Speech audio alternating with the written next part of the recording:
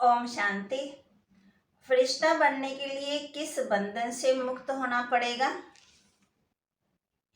मन के बंधनों से मुक्त बनो। मन के व्यर्थ संकल्प भी फरिश्ता नहीं बनने देंगे, मना हल्का नहीं बनने देंगे।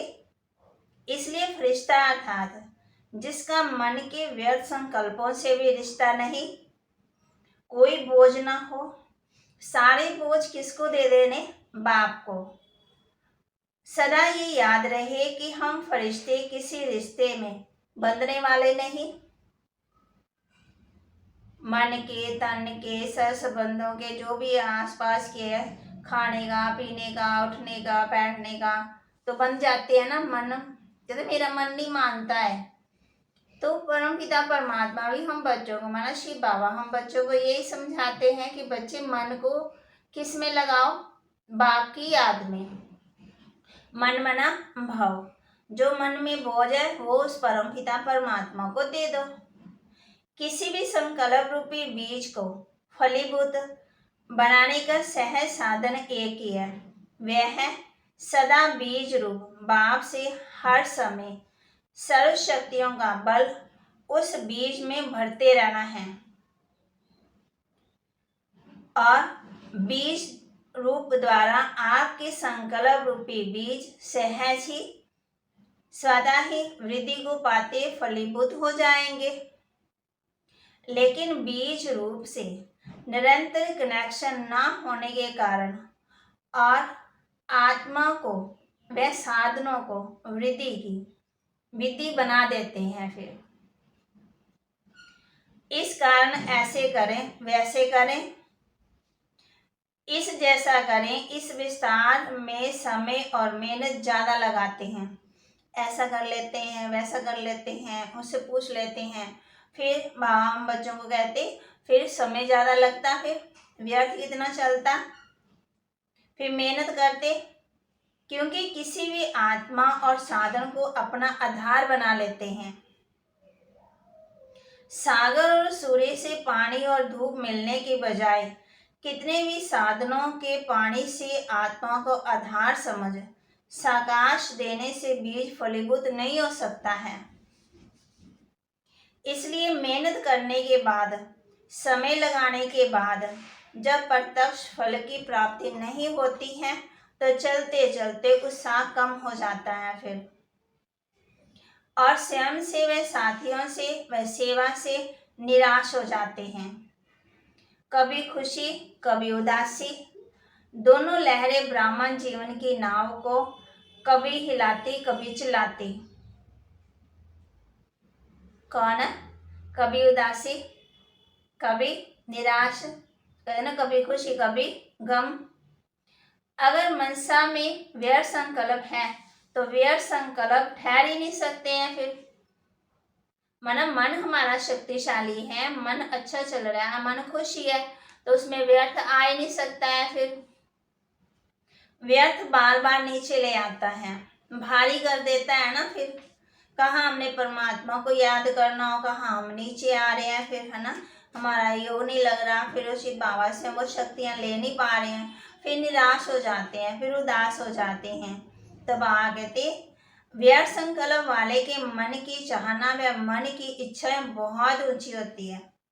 ये करूँगा, ये करूँगा, ये प्लान बहुत तेजी से बनाते हैं और तीव्र गति से बनाते हैं। फिर बनाते रहते हैं। फिर क्योंकि व्यर्थ संकल्पों की गति फास्ट होती है। व्यर्थ संकल्प वाले सदा ही जो सोचेंगे वह करेंगे। मैंने जो समर्थ संकल्प वाले हैं, जो सोचा वो किया। जो व्यर्थ वाले हैं वो बाबा हम बच्चों को समझा रहे हैं, उनकी फिर संकल्प चलते रहेंगे, ऐसे कर लेंगे, वैसे करेंगे, ऐसे हो जाएगा, वैसे हो जाएगा। फिर सोचना और करना दोनों समान होगा। सदा धैर्यवत गति से संकल्प और कर्म में सफल होंगे। व्यर्थ संकल्प तेज तूफान की तरह हलचल में लाता है। समर्थ संकल्प सदाबहार के समान हरा भरा बना देता है। व्यर्थ संकल्प एनर्जी अर्थात आत्मिक शक्ति और समय गंवाने के निमित्त बनता है। कौन? व्यर्थ। अगर व्यर्थ चलते हैं एनर्जी और आत्मिक शक्ति और विल पावर और समय भी व्यर्थ गया। अब तक भी व्यर्थ संकल्प क्यों चलता? इसका कारण है जो बाप दादा ने समर्थ संकल्पों का खजाना दिया है वह है ज्ञान मुरली। मुरली का एक एक महावाक्य समर्थ खजाना है, शक्तिशाली बना देता है ना। बाबा कहते जब हम मुरली सुनते हैं या पढ़ते हैं, है ना, जब भी व्यर्थ संकल्प चले मुरली पढ़ लो, लिख लो, फिर व्यर्थ संकल्प नहीं चलेंगे ना। मुरली का एक एक महावाक्य शक्तिशाली है, समर्थ खजाना है।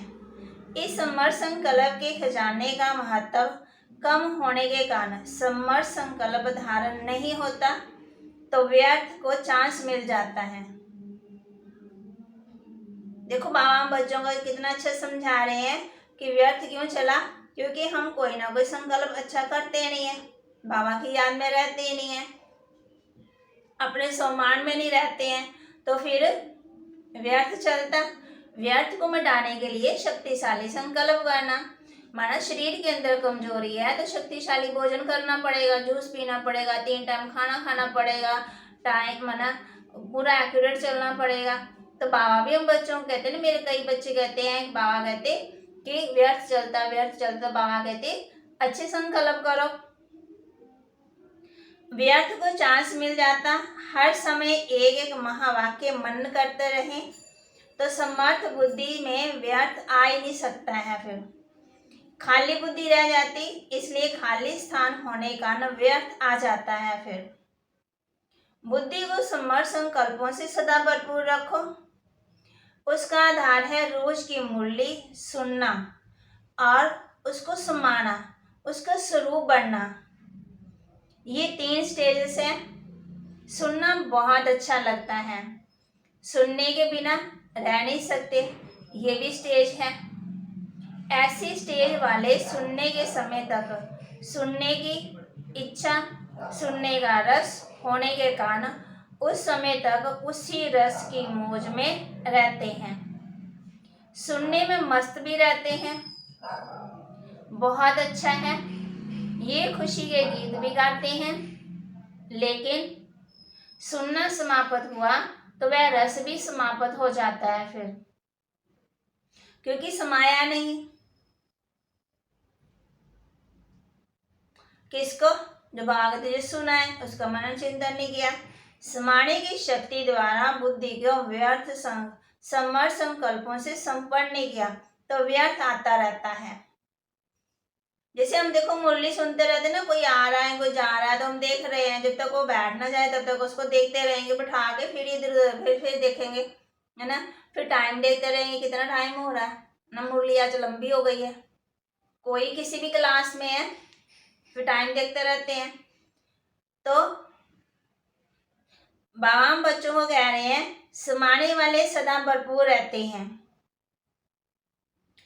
समाने की शक्ति द्वारा बुद्धि को समर्थ संकल्पों से माना संपन्न नहीं किया तो व्यर्थ आता है, इसलिए व्यर्थ संकल्पों से किनारा रहता। लेकिन स्वरूप बनने वाले शक्तिशाली बन औरों को भी शक्तिशाली बनाते हैं तो वह कमी रह जाती है। कौन सी कमी रह जाती? तो बात कहती हर संकल्प को वेरीफाई करो। बाप का संकल्प सो मेरा संकल्प। अधिकारी आत्मा ही दृढ़ संकल्प करती का पवित्रता बाप का अधिकार है, इसलिए पवित्र बनना ही है। दिल को पवित्रता सदा खींचती है ना, आकर्षित करती रहेगी। अगर चलते चलते कहाँ माया परीक्षा लेने भी आती है, संकल्प के रूप में, स्वप्न के रूप में, अधिकारी आत्मा नॉलेजफुल होने के कारण घबराएगी नहीं, लेकिन नॉलेज की शक्ति से संकल्प को परिवर्तन कर देगी। एक संकल्प के पीछे अनेक संकल्प पैदा नहीं करेगी, अंश को वंश के रूप में नहीं लाएगी। क्या हुआ, ये है, ये है वंश। माना बढ़ता रहा, क्यों हो गया, कैसे हो गया, ऐसे हो गया, वैसे हो गया, फिर बढ़ रहा है ना। समय बदलने से कभी शुभ संकल्प भी बदल जाता। शुभ कार्य जिस उमंग से करने का सोचा वह भी बदल जाता। इसलिए ब्रह्मा बाप के नंबर 1 जाने की विशेषता क्या देखी? कब नहीं, लेकिन अब करना है। तुरंत दान महापुण्य कहा जाता। व्यर्थ संकल्प इतना फोर्स से आते हैं जो कंट्रोल नहीं कर पाते। फिर उस समय कहते क्या करें, हो गया ना, रोक नहीं सकते। जो आया वह कर लिया, लेकिन व्यर्थ के लिए कंट्रोलिंग पावर चाहिए, उसको रोक दो। जैसे आप गाड़ी चला रहे हो, बड़ी स्पीड से चला रहे हो और उसको ब्रेक नहीं लगाएंगे तो आगे क्या होगा? फिर एक्सीडेंट। इसी तरह बाबा बच्चों को बता रहे हैं कि व्यर्थ संकल्प आते हैं तो उसको क्या करो? कंट्रोल करो, ब्रेक लगाओ। एक समर्थ संकल्प का फल पद्म गुना मिलता। ऐसे ही एक व्यर्थ संकल्प का हिसाब किताब उदास होना, दिलकश होना, व खुशी गायब होना, व समझ नहीं आना कि मैं क्या हूँ, अपने को नहीं समझ सकते, ये भी एक बहुत बड़ा गुण के हिसाब से अवगुण अनुभव होता। फिर सोचते कि था तो कुछ नहीं, पता नहीं क्यों खुशी गुम हो गई। बात तो बड़ी नहीं थी, लेकिन बहुत दिन हो गए, खुशी कम हो गई। पता नहीं क्यों अकेलापन अच्छा लगता है। कहाँ चले जाएं? लेकिन जाएंगे कहाँ? अकेला अर्थात बिना बाप के साथ अकेला तो नहीं जाना है ना। भले अकेले हो जाओ, लेकिन बाप के साथ से अकेले कभी नहीं होना। अगर बाप के साथ से अकेले हुए वैरागी उदासी, ये तो है दूसरा मंत्र, ब्राह्मण जीवन नहीं है।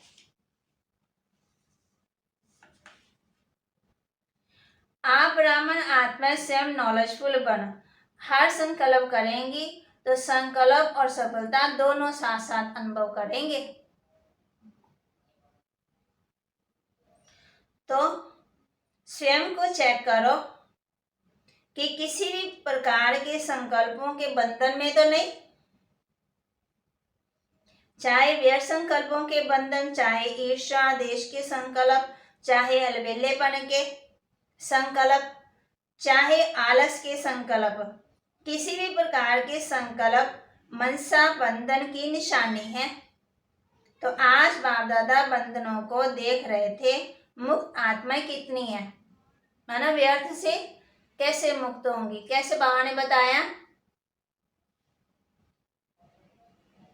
तो जैसे संकल्पों को हमने क्या करना है, रोज चेक करना है, फिर चेंज करना है, फिर उमंग उत्साह वाले करने हैं, है ना, आलस अलबेले वाले संकल्प नहीं करने हैं। तो स्वयं के प्रति अच्छे अच्छे संकल्प करने हैं।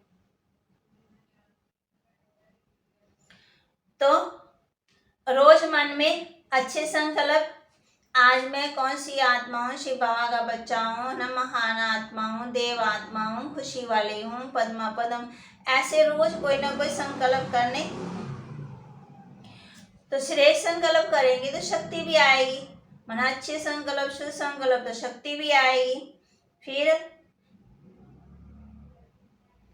तो शक्ति आएगी तो हर कार्य कर सकेंगे, फिर उमंग उत्साह भी रहेगा ना। फिर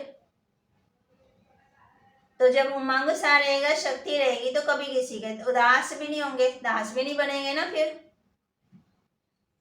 तो आज हमने ये चेक करना है, क्या चेक करना है, मन को माना व्यर्थ संकल्पों से परे रखना है। व्यर्थ संकल्प माना व्यर्थ अपने पास आना ही नहीं चाहिए। जैसे गंदगी ना, माना व्यर्थ है, गंदगी है, गंदगी के पास जाएंगे, बदबू, माना मन में व्यर्थ संकल्प चले तो भारी कर देंगे ना फिर वो। तो इसलिए बाबा बच्चों को कह रहे हैं कि भारी नहीं होना है, हल्के रहना है।